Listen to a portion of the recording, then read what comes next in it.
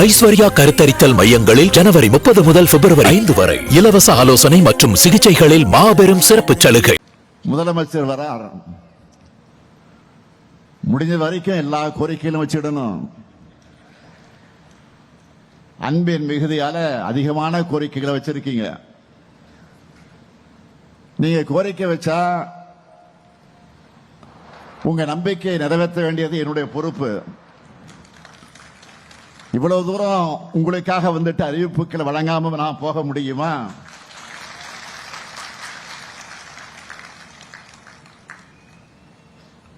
அது ஆயிரக்கணக்கானரை இங்க கூட்டி வச்சு இந்த கோரிக்கைகளை எடுத்து வைக்கிற நேரத்தில் நானும் இந்த மாநாட்டில் 5 முக்கிய அறிவிப்புகளை உங்களுக்காக, உங்களின் ஒருவனாக வெளியிட விரும்புகிறேன்.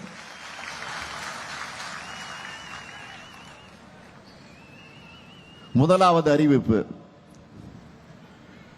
தமிழ்நாடு வக்ஃப் வாரியத்தில் பதிவு பெற்றுள்ள 1537 உலமாக்களுக்கு 3000 ரூபாய் ஓய்வூதியமும் 44 உறுப்பினர்களுக்கு குடும்ப ஓய்வூதியம் 1500 ரூபாயும் இப்போ வழங்கப்படுது. இனி 5000 ரூபாய் ஓய்வூதியமாக 2500 ரூபாய் குடும்ப ஓய்வூதியமாக உயர்த்தி வழங்கப்படும். இரண்டாவது அறிவிப்பு, உலமாக்கல் நல வாரியத்தில் 15060 உலமாக்கள் இருக்காங்க. முதற்கட்டமாக இதில் 1000 உலமாக்களுக்கு இருசக்கர வாகனம் வாங்குறதுக்கான அரசு மானிய தொகை 25,000 ரூபாயிலிருந்து 50,000 ரூபாயாக உயர்த்தி வழங்கப்படும். மூன்றாவது அறிவிப்பு, ஏற்கனவே சென்னை மற்றும் மதுரையில சென்னை மற்றும் மதுரையில வக்ஃப் தீர்ப்பாயம் செயல்பட்டு வரக்கூடிய நிலையில கோயம்புத்தூர் மாவட்டத்தில் கூடுதலா ஒரு வக்ஃப் தீர்ப்பாயம் அமைக்கப்படும். நான்காவது அறிவிப்பு, கல்லறை தோட்டம் மற்றும் கபரிஸ்தான்கள் இல்லாத இடங்கள்ல மாநகராட்சிகளால அரசு நிலம் தேர்வு செய்யப்பட்டு அவை அமைக்கப்படும். ஐந்தாவது அறிவிப்பு, அரசு உயர்நிலை மற்றும் மேல்நிலை பள்ளிகள் இருக்கக்கூடிய 10 உருது மொழி ஆசிரியர் காலி பணியிடங்கள் நிரப்பப்படும். இந்த அறிவிப்புகள் எல்லாம் மகிழ்ச்சி தானே? அண்ணன் உங்களை தான் கேட்கிறேன், மகிழ்ச்சி தானே? மகிழ்ச்சி. மீதி இருக்கும் கோரிக்கைகளும் படிப்படியாக ஆனால் உறுதியாக நிறைவேற்றப்படும். அதே போல நம்ம திராவிட மாடல் அரசோட நலத்திட்டங்களையும் பாராட்டி மீண்டும் மீண்டும் திராவிட மாடல் அரசு தான் தொடரணும்னு நம்பிக்கையோட நீங்க போட்ட தீர்மானங்களுக்கும் நான் இங்கே நன்றி சொல்ல விரும்புகிறேன். உங்க நம்பிக்கைய நிச்சயமா உறுதியா இந்த முத்துவேல் கருணாநிதி ஸ்டாலின் காப்பாற்றுவான் என்ற நம்பிக்கையை நான் இங்கே வழங்கிட விரும்புகிறேன். இந்த தீர்மானத்தை ஒவ்வொரு சிறுபான்மை சமூகத்தினரும் பரப்புரை செஞ்சா தங்களுடைய உள்ளத்துல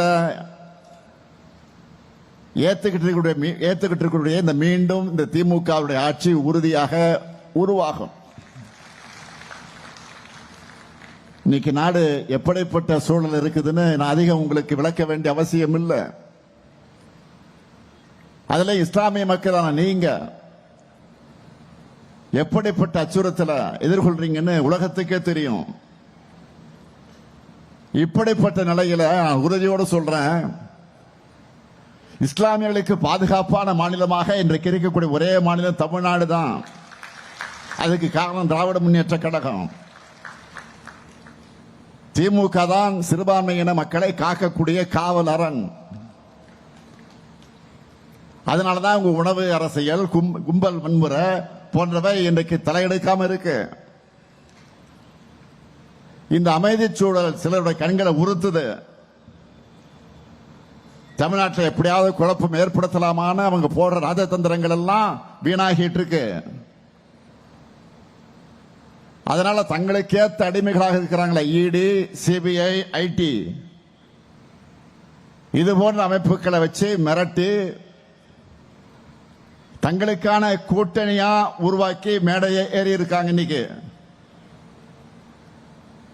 அதுலயும் துரோகங்களுக்கான அர்த்தமா அகராதைகள்ல இடம் பிடிச்சிருக்கக்கூடிய 10 தோல்வி பழனிசாமி முஸ்லிம்களுக்கு எதிரான தன்னுடைய பயணத்தை தொடர்ந்துகிட்டு இருக்கார். அவரு பழனிசாமியுடைய துரோகங்களை நாம் எண்ணி பார்த்தா சீன பெருஞ்சுவரை போல நீளமானது. அவருக்கு தெரிஞ்சதெல்லாம் ரெண்டே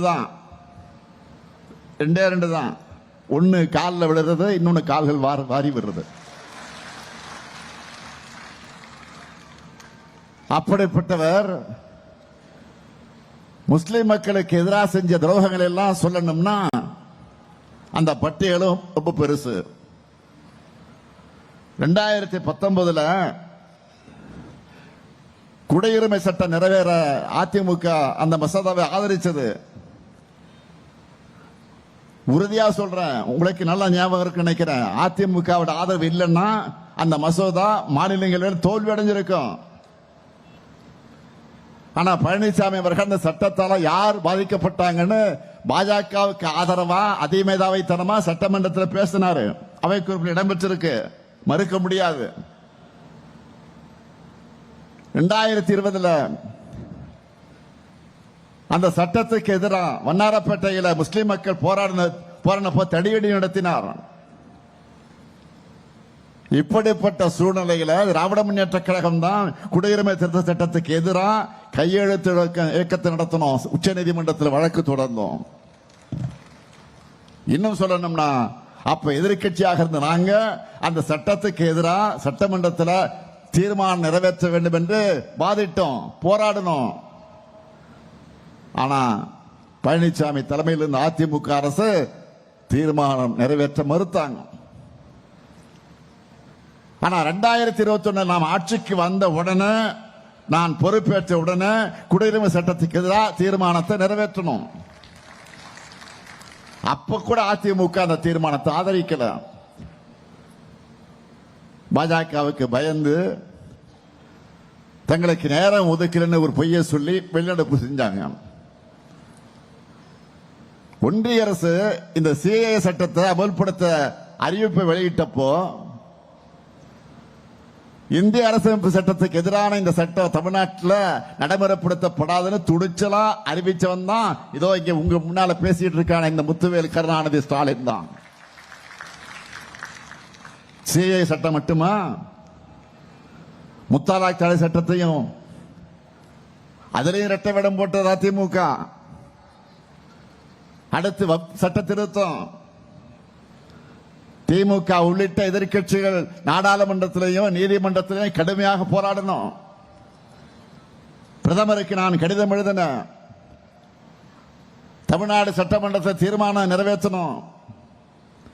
ஆனா அதிமுகவோட லட்சணம் என்ன தெரியுமா? எங்கே மக்கள் முன்னாடி அம்பலப்பட்டு விடுமோ என்ற அச்சத்தில் அந்த தீர்மானத்தை ஆதரிச்சாலும் தங்களுடைய டெல்லி எஜமானர்கள் கோபிச்சுப்பாங்களேன்னு நாம கொடுத்த கருப்பு பேஜை கூட போட்டுக்காம ஓடி ஒளிஞ்சாங்க. சட்டமன்றத்தில் இந்த நாடகம்னா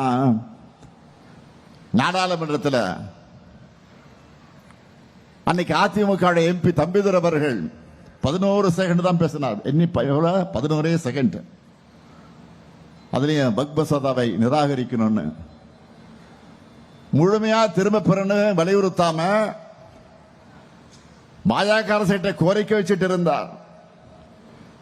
இப்படியெல்லாம் துரோகம் செஞ்சுட்டு ஒரு கூட்டத்தில் பேசும்போது கூட்டணி தர்மத்துக்கு உட்பட்டு தங்களுக்கு கொஞ்சமும் விருப்பமில்லாத சட்டங்களுக்கு ஆதரவு அளிச்சோம்னு பச்சை பொய்ய பேசினார். இப்போ ஒரே மேடையில் இருக்கிற அந்த மக்கள் விரோத கூட்டணிய ஒட்டுமொத்தமா விரட்டக்கூடிய கடமை நம்ம எல்லாருக்கும் இருக்கு, மறந்துடாதீங்க. அதுக்கான வலிமை மதச்சார்பற்ற முற்போக்கு கூட்டணிக்குத்தான் இருக்கு. இஸ்லாமியர்கள், கிறிஸ்தவர்கள், சிறுபான்மை மக்களுக்கு எதிரான அதிமுகவோட சதி எண்ணத்தை நீங்க உணரணும். இந்த 2026 தேர்தலுக்கெல்லாம் தமிழ்நாட்டோட நலனை காக்கக்கூடிய, தமிழ்நாட்டோட நலனுக்கு எதிரான இருக்கக்கூடிய பிரதமர் மோடிக்கும் நடக்கக்கூடிய தேர்தல் மறந்துடக்கூடாது. நான் அதனாலதான் சொன்னேன், இந்த தேர்தல் என்டிஏ வெர்சஸ் தமிழ்நாடு. பாஜகவோட கூட்டணி ஆட்சி அமைந்தா, தமிழ்நாட்டில் அமைஞ்சா அது வளர்ச்சி அடைந்த தமிழ்நாட்டை நாசப்படுத்திடும். ஆனா அதை தடுக்கிற துணிச்சலும் தைரியமும் திமுக கூட்டணிக்குத்தான் இருக்கு. எனவே திராவிட முன்னேற்ற கழகத்துடைய தொண்டர்கள் வீதி வீதியாக, வீடு வீடாக பரப்புரையை தொடங்கிட்ட மாதிரி நான் உரிமையோடு உங்களிடத்தை கேட்க வந்திருக்கிறேன். இந்திய யூனியன் முஸ்லீம் லீக் தோழர்களும் உடனடியாக தன்னுடைய பரப்புரையை தொடங்க தயாராகுங்க. இங்கிருப்போர் இளைஞர்களும் பெண்கள் ஏராளமாக வந்திருக்கிறீங்க. தாய்மார்களை பார்க்கிறேன், கண்கொள்ளா காட்சியாக இருக்கிறது. ஆக இளைஞர்கள், பெண்கள் உள்ளிட்ட அனைவரும் விழிப்புணர்வு ஏற்படுத்தணும்.